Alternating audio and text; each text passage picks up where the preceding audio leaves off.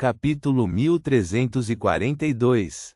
Naquele momento, Audrey até suspeitou que o arranjo do destino não era ela ir a Heartlark para investigar os costumes de adoração de dragões.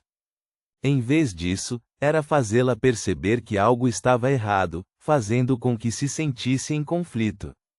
Isso a fez usar uma persona virtual nas proximidades de Heartlark para guiar secretamente seus dois irmãos a mudarem de ideias sem perceber. Isso inevitavelmente resultaria em sua consciência sendo especialmente relacionada a Live Sage para ser descoberta pelo dragão da mente, assim atraindo. Apesar de ter sido o alvo, Audrey não pôde deixar de sentir uma sensação de admiração. Era preciso dizer que, para alcançar tal efeito, era necessário ter um nível extremamente elevado de confiança nas reações que as diferentes pessoas teriam. Isso atingiu o medo no fundo do seu coração. Afinal, Audrey, uma sequência 4, manipuladora, sentiu que o desenvolvimento do assunto estava de acordo com suas expectativas. Ela havia cumprido completamente seus desejos e não estava nem um pouco alerta. O dragão da mente retraiu suas enormes asas e olhou para Audrey de capa azul. Este é um labirinto de sonhos formado por muitas mentes. Mesmo que aquele que armou a armadilha desça pessoalmente, levará algum tempo para encontrar esta sala. Além disso, não ficarei muito tempo. Claramente, ele tinha cuidado com armadilhas, mas acreditava que certos assuntos valiam o risco. Labirinto de sonhos. Este é um poder Beyonder de um Tesselao de sonhos, ou talvez o poder após uma mudança qualitativa? Audrey controlou seus pensamentos e perguntou calmamente: o que você deseja saber? O gigantesco dragão branco acinzentado zumbiu e disse: meu nome é Arihog, um dos 3 dragões antigos restantes. Um dos 3 dragões sobreviventes da Segunda Época, e os raros dragões conhecidos são apenas descendentes dos dragões durante a Era dos Deuses Antigos. Audrey assentiu levemente e não o interrompeu. Atrás dela havia uma porta de madeira que ficava sem qualquer apoio nas planícies cheias de ervas daninhas preto-azuladas. Parecia extremamente estranho. Arihog não perdeu tempo. Depois de apresentar ele mesmo, perguntou: onde você encontrou Live Sage? Audrey já estava preparada quando respondeu francamente: em um livro chamado As Viagens de Grosele. Há rumores de que foi criado pessoalmente pelo rei dragão Ankevelt. Grosele. Arihog claramente nunca tinha ouvido falar desse nome antes. Depois de repetir, pressionou: que tipo de livro é esse? A loira Audrey deu uma descrição simples. Esse é um livro com um mundo quase real dentro dele. Ao mesmo tempo, pode sugar pessoas que atendam aos requisitos ou oferecer seu próprio sangue para ser sugado pelo livro, permitindo-lhes viver naquele mundo. Arihog ficou em silêncio por 2 segundos. Existe um mar de subconsciente coletivo naquele mundo dos livros? Sim, respondeu Audrey com grande certeza. A cidade dos milagres, Live Sage, vi que estava nas profundezas do mar do subconsciente coletivo do mundo do livro. Arihog de repente respirou com mais dificuldade. O que você viu naquela Live Sage? Audrey relembrou e disse: uma cidade cheia de pilares imponentes e palácios majestosos. Além disso, também entrei na residência do Rei Dragão. Esse lugar pode permitir que os pensamentos internos de cada ser vivo ecoem na área circundante. Eu o chamo de Salão da Verdade. No final do Salão da Verdade, atrás do trono do Rei Dragão, há uma antiga e misteriosa porta de bronze. Não tenho certeza do que está selado atrás. Resumindo, é muito perigoso e não ousei me aproximar dela. Audrey estava falando toda a verdade. Ela simplesmente não mencionou as especulações que o Senhor Mundo, o Senhor Estrela e ela criaram. Arihog ficou completamente em silêncio. Não se sabia o que estava pensando, ou se estava analisando a situação atual em relação a Live Sage.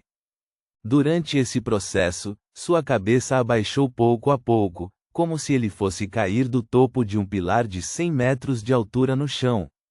No momento em que Audrey ficou tensa com essa cena um tanto bizarra e estava prestes a fazer uma pergunta, Arihog de repente levantou sua cabeça. A pupila vertical dourada em seus olhos ficou mais fria quando sua voz mais uma vez ressoou na floresta. Live Sage. Com um estrondo baixo de trovão, as coisas que estavam escondidas na escuridão atrás de Arihog rapidamente ficaram claras. Na cena gradualmente iluminada, seus contornos apareceram. Eram enormes pilares de pedra com mais de 100 metros de altura. Eles estavam sozinhos ou sustentando coletivamente numerosos palácios majestosos e antigos. Esses pilares e palácios de pedra eram principalmente de cor branco acinzentada quando pousavam nas fundações semelhantes a ilhas. Era idêntica à Cidade dos Milagres, Live Sage, que Audrey acabara de descrever. Não, esta provavelmente era a Cidade dos Milagres, Live Sage. Só então Audrey percebeu que o antigo dragão da mente, Arihog, estava agachado no topo do pilar de pedra mais grosso e alto. Neste momento, ela podia sentir uma mudança sutil em Arihog. Seus olhos verdes se moveram levemente, e o som de uma alça de metal sendo torcida soou atrás dela. Isso! Audrey conteve a vontade de virar a cabeça abruptamente. Ela virou o corpo cautelosamente para o lado, permitindo que seu olhar caísse de lado. A porta individual de madeira que havia perdido o suporte externo abriu-se lentamente, revelando a aparência do visitante. Um enorme coelho branco com orelhas balançando que andava ereto. Acima da névoa cinza, no antigo palácio, uma figura estava envolta em uma névoa branco acinzentada. Ele sentou-se no assento do louco, na ponta da longa mesa manchada, enquanto observava silenciosamente a estrela carmesim que representava a justiça. Reticências. Backlund, Burgo Oeste, Rua Beloto número 9. Quanto mais próximo o Wendell estava do fim das 2 semanas, mais sofria de insônia. Ele teve que depender de medicamentos para adormecer. Quando acordava, também estava inquieto e extremamente ansioso.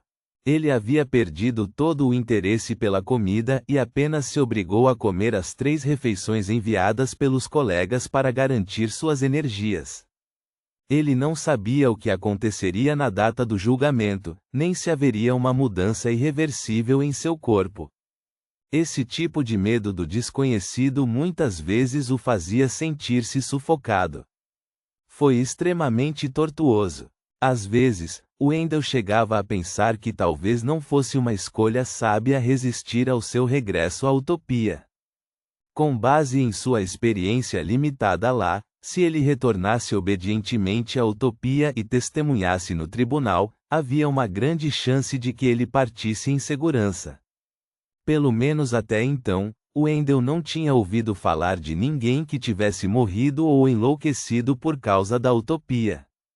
As pessoas lá eram bastante amigáveis, além de serem um pouco bizarras.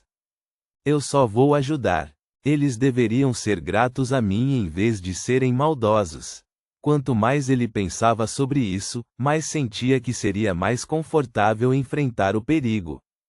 É claro que ele não tinha dúvidas sobre as capacidades de proteção do Mi-9. Se não fosse possível, ele sentia que só poderia considerar encontrar o Senhor das Tempestades mais cedo. Ufa! Wendell exalou e sentou-se em sua cadeira. Ele casualmente pegou um romance para passar o tempo. Porém, sua frustração impossibilitou que mergulhasse na trama. Ele folheou as páginas com mais frequência e, finalmente, fechou o livro. Ele fechou os olhos e se preparou para tirar uma soneca. Atordoado, Wendell pareceu retornar à utopia e chegou à corte. No entanto, o papel que ele desempenhava não era o de testemunha, mas o de membro da audiência. Tracy foi analisada pelo juiz como tendo fornecido provas insuficientes para apoiar um pedido de legítima defesa e foi transferida para os tribunais criminais. Ele viu esta mulher chorando atordoada, seu sorriso extremamente miserável. Wendell acordou e olhou em silêncio para o abajur à sua frente. Ele ficou ali sentado imóvel por um longo tempo. Se o problema for utopia, e não os moradores de Utopia, então evitá-la pode acabar matando uma pobre mulher. Wendell retraiu o olhar. Sua determinação vacilou um pouco, mas ele foi incapaz de superar o medo em seu coração. Com as mãos sobre a mesa, ele se levantou e caminhou até a porta. Planejava passear pela sede do MI9 para aliviar seu humor. Depois de sair da sala e dar alguns passos à frente, Wendell de repente ouviu um colega no escritório discutindo o caso relacionado de Utopia. Você já ouviu? Quem entrou em Utopia era motorista de carruagem. Ele enviou um comerciante de Utopia para a área portuária e, com apenas 2 voltas em uma encruzilhada, encontrou-se em algum lugar desconhecido. É necessário alertar todos os condutores de carruagens em Backlund. Sim, é melhor traçar um paralelo entre a Utopia e os espiões, para que eles possam compreender. A forma de entrar e sair da Utopia é realmente assustadora. Sim, às vezes, até suspeito que a entrada para a Utopia possa aparecer em qualquer lugar. Definitivamente há um limite para isso. Não é tão onipotente quanto imaginamos. Caso contrário, posso me encontrar na Utopia apenas visitando o banheiro. De acordo com os padrões atuais que calculamos, isso é teoricamente válido. Reticências. Quando Wendell ouviu isso, as veias da testa começaram a latejar. De repente, ele sentiu que mesmo se estivesse na sede do MI9, não estaria tão seguro. A menos que haja um semideus me observando o tempo todo, é muito difícil para mim evitar o destino de retornar à Utopia. Talvez, depois de lavar as mãos e abrir a porta do banheiro, eu descubra que é o Hotel Irises lá fora. Não, semideuses comuns podem não ser capazes de impedir tal coisa. Isso não parece ser algo que os humanos possam realizar. Já está extremamente próximo de uma divindade. Wendell entrou em pânico instantaneamente, incapaz de suprimir o medo em seu coração. Ele voltou para a sala e retirou a intimação do Tribunal de Utopia. Imediatamente depois disso, Wendell entrou no banheiro e segurou o documento enquanto murmurava com medo: Estou disposto a ir ao tribunal para testemunhar. Estou disposto a ir ao tribunal para testemunhar. Reticências. Depois de se repetir algumas vezes, estendeu a mão para agarrar a maçaneta da porta do banheiro. Naquele momento, um corvo negro voou pela abertura de ventilação como um fantasma e pousou em um canto do banheiro onde ninguém notaria. No segundo seguinte, Wendell girou a maçaneta, puxou a porta e abriu a porta do banheiro. Não era mais seu quarto familiar, mas um saguão desconhecido. Ponto.